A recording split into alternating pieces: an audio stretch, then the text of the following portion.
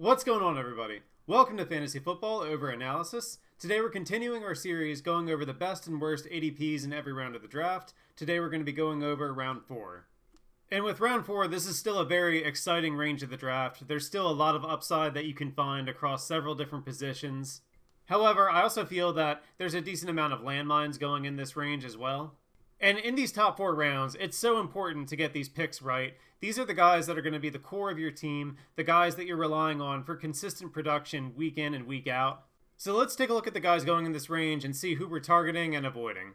So currently in round 4, we have Tet McMillan, T. Higgins, Garrett Wilson, Travis Etienne, McConkey, Cam Skattebo, Bucky Irving, Colston Loveland, Lamar Jackson, Jaylen Waddle, Luther Burden, and Quinshon Judkins. So at the 401, we have Tet McMillan, and McMillan comes off of a fine rookie season in which he finishes as the wide receiver 16. So McMillan catches 70 passes for over 1,000 yards and 7 touchdowns, but you feel like McMillan could have done even better if he had better quarterback play than what he got from Bryce Young. And the Bryce Young thing is going to be a dark cloud that hovers over Tet McMillan. With Bryce Young, it's a guy that struggles to get over the 3,000 yard mark. Last season, when he threw for 23 touchdowns, was the first time he had reached the 20 touchdown mark in his 3 seasons. And the Bryce Young thing is just going to be a dark cloud that hangs over Tet McMillan. Bryce Young struggles to get to the 200 yard passing mark in the majority of his games, and when that happens, he takes McMillan's value down with him. Last season alone, there were 8 games in which McMillan failed to reach the 50 yard mark. So with McMillan, the floor here is really concerning. Again, last year, 8 games under 50 yards receiving. Those are stat lines that will tank your fantasy team if that's what you're getting from your wide receiver 1 or your wide receiver 2. And I can't see Bryce Young making this leap in his 4th season and suddenly becoming a prolific passer that is able to elevate the guys around him. So as much as I love the talent of Tet McMillan, he's just going to be a fade for me at the 401.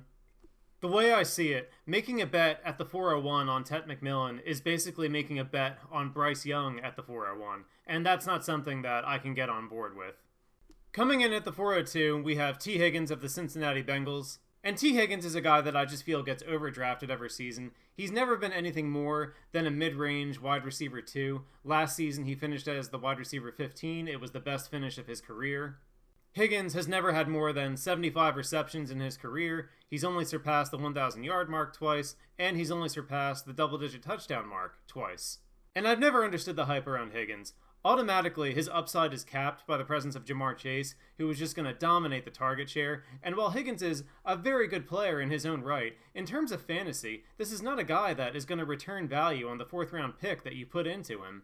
So at minimum, for him to meet his ADP, he's got to be scoring double-digit touchdowns, which he is capable of doing, but it's also something, again, that he's only done twice in his career. And then you have the durability problem. Higgins has only played a full 17-game schedule once in his career. Higgins, over the last 5 years, missed 2 games last season, 5 games in 2024, 5 games in 2023, and also 4 games in 2021. And that doesn't even account for the games that he left early while getting injured. So I just don't understand at all why T. Higgins is going in this range. If this were a back end of the 5th round into the 6th round ADP for him, I could possibly get on board with that. But there's so many guys with a much better ceiling in this round that we'll get into. I just think T. Higgins is such an uninspiring pick that you can make for your fantasy team. So this 402 ADP for T. Higgins is just absolutely insane to me. I want absolutely no part of it. Total fade for me. I will have 0 exposure to him this season. And at the 403, things don't get much better. Garrett Wilson, another guy that I just don't have interest in. And you really feel for a guy like Garrett Wilson. He's been sentenced to just some absolutely terrible New York Jets teams throughout his career, and it's really killed his fantasy value. And while things will get a little bit better with Geno Smith at quarterback this year, it's still not a substantial leap from what Wilson has had in any year of his career. So Garrett Wilson in his career has 1 wide receiver 1 finish to his name. He was the wide receiver 10 back in 2024. And what's really made Garrett Wilson relevant throughout his fantasy career has been the volume that he's gotten. He caught over 100 passes that year he finished as the wide receiver 10. He caught over 90 the year before that, and 80 in his rookie season. Wilson also has never been a guy that's been able to spike with touchdowns. The best he was ever able to do was 7 in that year that he finished as the wide receiver 10. And again, it all comes back to the level of quarterback play that he's going to get. And these guys that the Jets keep rolling out there just don't have the ability in them to maximize a guy like Garrett Wilson. So while you're only drafting him as the wide receiver 19, you could make the case that he can exceed that if the volume returns with Geno. But you really have to ask yourself, how much further can Garrett Wilson go above that wide receiver 19 spot? I think it's likely that he finishes somewhere in the mid-tier wide receiver 2 range, somewhere between wide receiver 14 and wide receiver 17. And while that's good, I just think you can chase much better ceilings in this range. You also have guys going in this round that we're going to talk about, Ladd McConkey, Luther Burden, that I think at the wide receiver position have far greater upside than what Garrett Wilson offers when he's playing with a bad quarterback in a bad offense. So while I have a lot more interest in Garrett Wilson than I would T. Higgins at the 403, Wilson is still going to be a fade for me. Again, there's just guys that are going a little above him and a little behind him that I think are much better picks. At the 404, we have Travis Etienne of the New Orleans Saints. Etienne last season with the Jaguars in his first year in the Liam Cohen offense finished with over 1,100 yards and 13 total touchdowns, finishing as the running back 10. And this season, Etienne moves over to the Kellen Moore offense, and while it's still a great offensive environment for Etienne to be a part of, the big question that I have is what the split is going to be between him and Alvin Kamara. The Alvin Kamara situation is very strange to me. He just looks like a player that's completely cooked out there. I don't know what more he has to offer the Saints at this point, and I get if they want to keep him around out of respect for him and what he's done for the franchise over the years, but he just doesn't have that much left to give on the field at this point. And already in training camp, there's talk of Kamara and Etienne splitting the first team reps, so it's not like Kamara is there in case of emergency, break glass kind of role. The Saints are actually looking to give him an active role on this offense. And on the surface there, if Alvin Kamara is going to have a role, you would think that it's not going to be on the early downs in first and second down. You would think that he would play in passing situations on third downs in the 2-minute drill. And if that's the case, then Kamara is just going to siphon off so much of the valuable touches that we would need for Travis Etienne to really pay off his ADP. So until we get more clarity of what this split is actually going to be, I can't draft Travis Etienne at the 404. It's way too risky of a pick for a running back that might not have the reception upside that we need him to have in this range. And if Travis Etienne is only going to get between the 20s work and the red zone work, then that's not enough for him to pay off his ADP in this range. At the 405, we have Ladd McConkey of the Chargers, and McConkey last season was one of the most disappointing receivers in fantasy, finishing as the wide receiver 30. McConkey, who finished as the wide receiver 13 as a rookie, just saw dips across the board in all his categories. He goes from over 80 receptions and over 1,100 yards and 7 touchdowns to his reception total just being in the 60s for just under 800 yards and only 6 touchdowns. And Ladd definitely had some things working against him last season. The biggest of all was the presence of Keenan Allen, who just stole a lot of snaps out of the slot that would have otherwise benefited McConkey. But now this season, Keenan Allen was not brought back, and the Chargers also brought in Mike McDaniel, who is such a huge upgrade as the offensive coordinator. And I have to imagine that a guy like Mike McDaniel will be able to take full advantage of a guy with Ladd McConkey's skill set. There's so much with this McDaniel offense that I'm excited to see this year. When I think about what he was able to do with a mediocre quarterback like Tua Tagovailoa, now that he's got a guy like Justin Herbert to work with, I think that Herbert could just open up things for McDaniel's passing game in ways that Tua never would have been able to do. And if that's the case, then one of the prime guys that would also benefit from this system would absolutely be Ladd McConkey. I can just see McDaniel scheming up all kinds of creative schemes and looks that get McConkey open and alone in space and fully able to maximize his skill set. The only question that you have with this passing game is that there are still a lot of mouths to feed here. Quinton Johnson is still hanging around, and he's someone that McDaniel has also talked up quite a bit in camp this year. You still have Trey Harris, last year's second-round pick as well.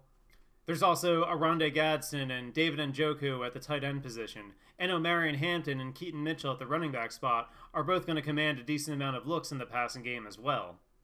So with Ladd, it's a really interesting case because you know he's part of a great offense and you're going to want exposure to that offense, but you're not sure just how big his ceiling is. It's kind of hard, actually, to make the case that he's going to get the volume where he's going to catch over 100 passes, and it's also hard to make the case that he's going to be one of the primary weapons in the red zone, so it's hard to see him getting over that 6-7 touchdown range that he's been in his first 2 seasons. But that said, I also think he's going to carry a very stable floor week to week, which is more than you can say about a guy like a Tet McMillan going earlier in this round, where you know you're going to have the weeks where he bottoms out because of the bad offensive environment and the poor quarterback play. And I would still favor him over T. Higgins and Garrett Wilson as well, purely because I just think this is going to be a better offensive environment. And even if the ceiling isn't quite what I would like it to be, I still think there's going to be better opportunities for McConkey than some of the receivers that are going earlier than him in this round. So while I'm okay with Ladd McConkey at the 405, he's also not my preferred wide receiver target in this range. At the 406, we have Cam Skattebo of the New York Giants. Skattebo was on his way to a breakout rookie season before going down with an ankle injury. Skattebo in his 8 games last year scored 7 total touchdowns, but also showed a great receiving floor, catching 32 passes, an average of 4 per game in those 8 games. And really, that total could have been a lot higher had he stayed healthy. Skattebo really didn't take over the backfield until week 3, and from week 3 on, Skattebo had 3 games where he had more than 6 targets. And him being a reliable checkdown option for Jackson Dart is a huge boost to his value. Reception upside for running backs is just such a valuable trait for them to have. It gives them both a higher floor and access to a higher ceiling. Also with Skattebo, there's been a lot of talk from the Giants that they want to be a run-first team. Jackson Dart has come out and said that the game plan for them basically is going to be to run the ball to Skattebo as much as possible. And so we know Skattebo is going to get the volume. We know he's going to get the passing work. So if he stays healthy, you're talking about a guy that has a pretty nice path to finishing as an RB1. That if, when it comes to health, though, is a pretty big if when it comes to Skattebo. Obviously, we know Skattebo has a very violent playing style, which, while it's entertaining to watch, it also lends itself to more injury opportunities. But I also feel that some of the injury risk is kind of baked into his price at the 406. And I think that given the volume, given the role, given the receiving upside that Skattebo carries with him, I think is a fantastic pick in the middle of the 4th round, especially if you don't go running back in the first couple rounds, or maybe you only go 1 running back and you target him as your RB2. I think he's a great option in that role. So Skattebo at the 406 is somebody that I will be in on this season. However, at the 407, we have Bucky Irving, and I couldn't be less interested in Bucky Irving this year. Irving was a major disappointment in his 2nd season, finishing as the RB34, and Bucky just never was able to get healthy last year.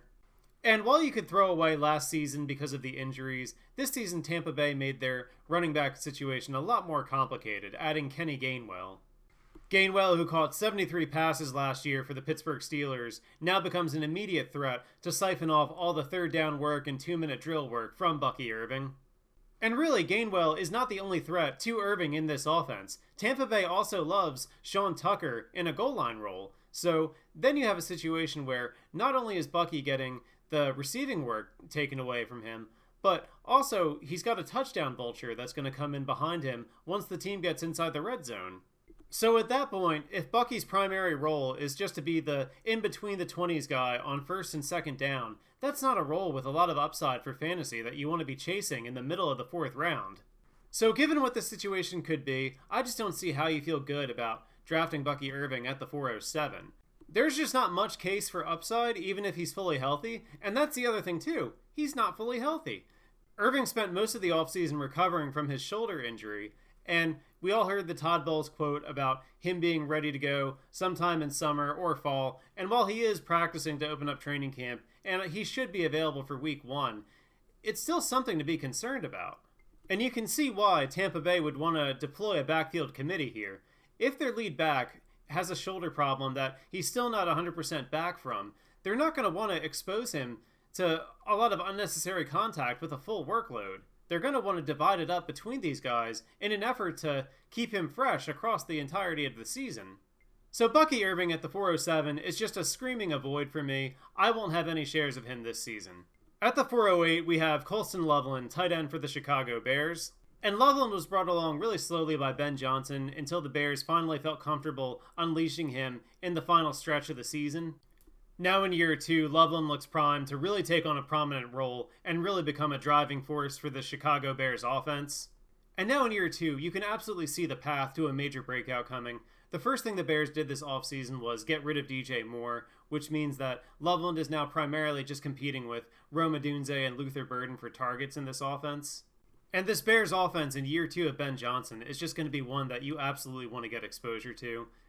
The pace that Loveland was producing at last season would have put him on par with the likes of Trey McBride and Brock Bowers among the elite tight end ranks in fantasy football. And whereas you have to pay a round 2 pick to get exposure to either Brock Bowers or Trey McBride, you can get a guy with a similar upside in the 4th round.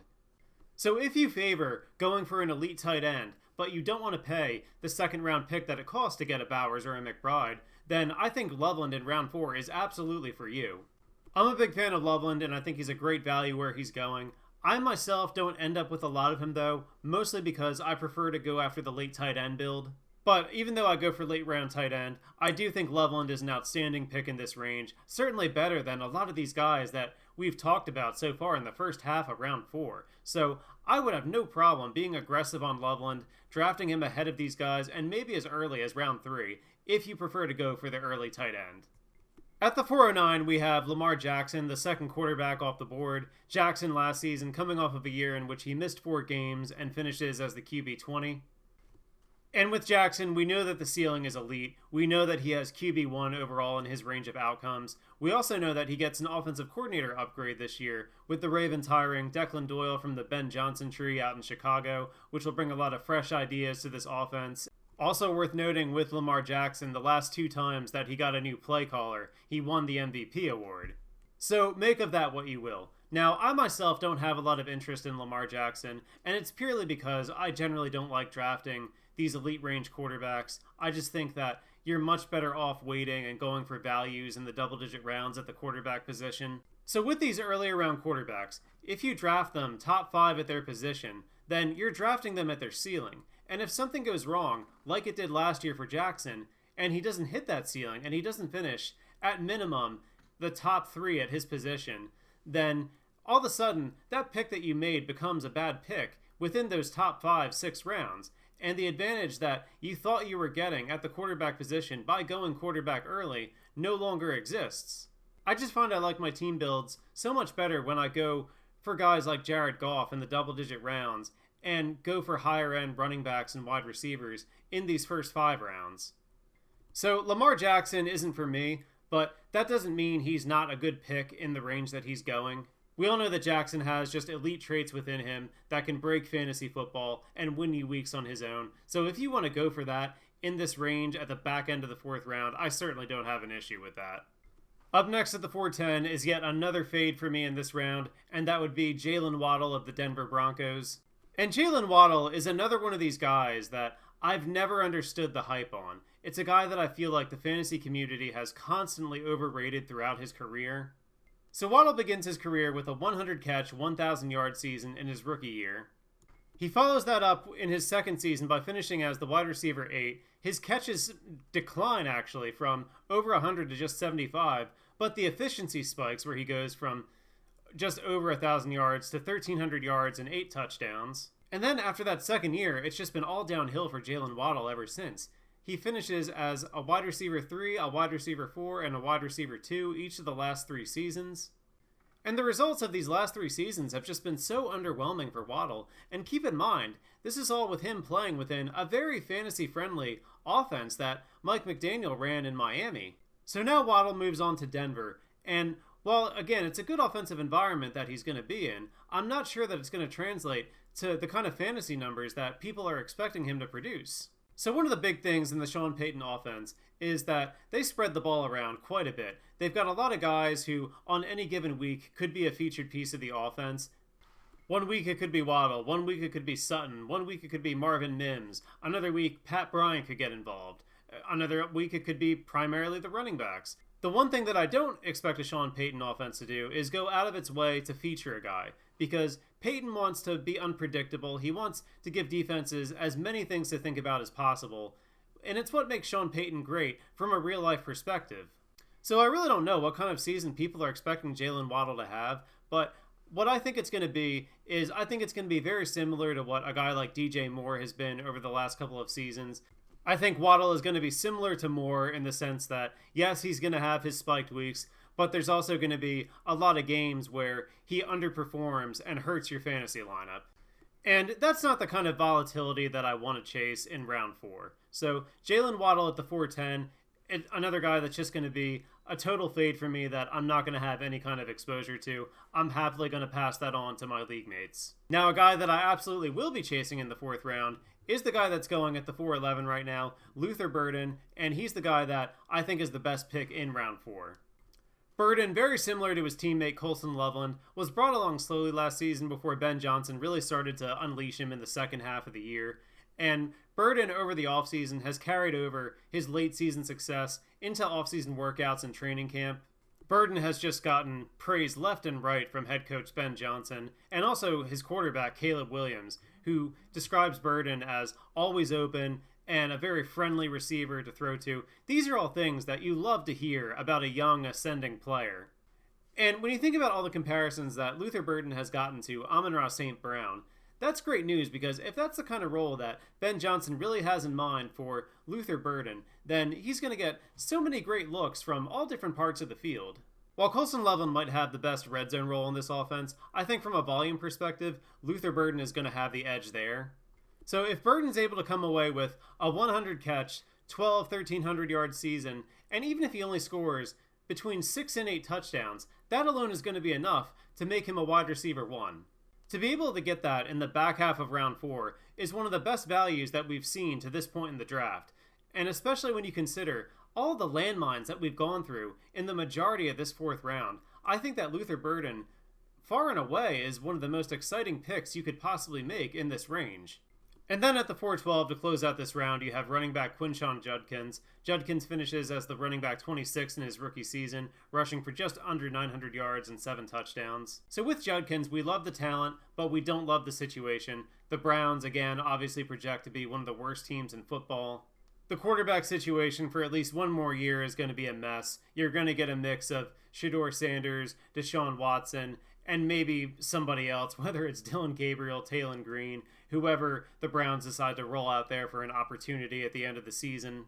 So the quarterback situation is definitely going to hurt the floor for Judkins, but the Browns at least do make some upgrades on the offensive line, so that should also give him a boost at times this year as well.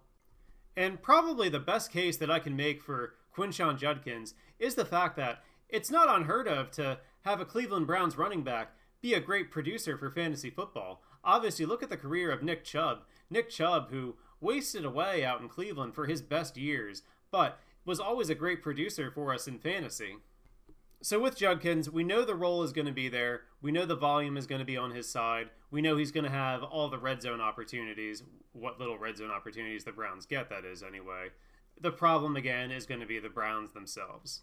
So I think that Judkins is a solid pick as an RB2 in this range. I don't know that he can quite get to the RB1 ranks this year given the situation, but I think a finish in the top half of the RB2s is definitely within his range of outcomes.